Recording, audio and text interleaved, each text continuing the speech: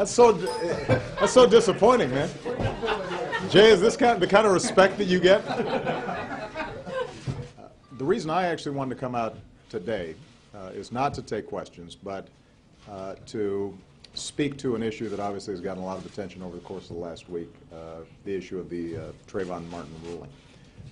I gave a preliminary statement right after the ruling on Sunday, but watching the debate over the course of the last week, I thought it might be useful for me to expand on my thoughts a little bit.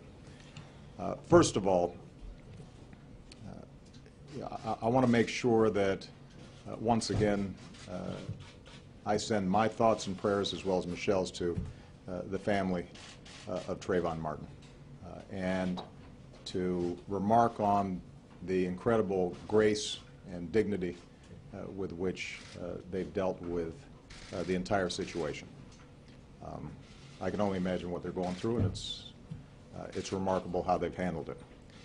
The second thing I want to say is to reiterate what I said on Sunday, which is there are going to be a lot of arguments about the legal issues in the case. I'll let all the legal analysts and talking heads address those issues. The judge conducted the trial in a professional manner.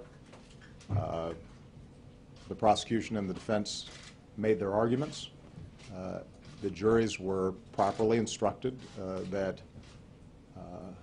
in a case such as this, reasonable doubt was relevant, and they rendered a verdict. And once the jury's spoken, that's how our system works.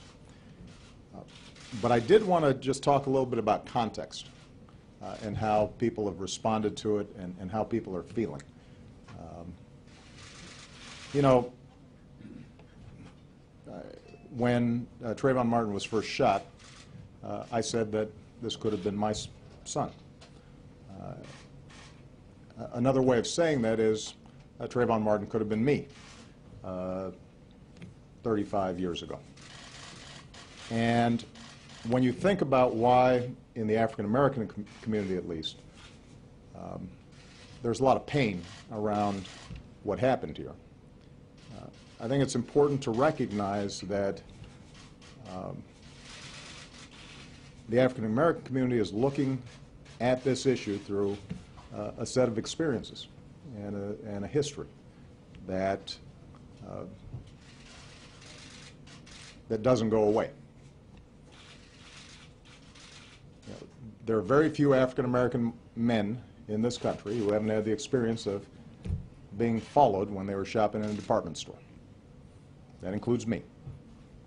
There are very, very few African American men who haven't had the experience of walking across the street and hearing the locks click on the doors of cars. That happens to me, at least before I was a senator. There are very few African Americans who haven't had the experience of getting on an elevator and a woman clutching her purse nervously and holding her breath until she had a chance to get off. That happens often.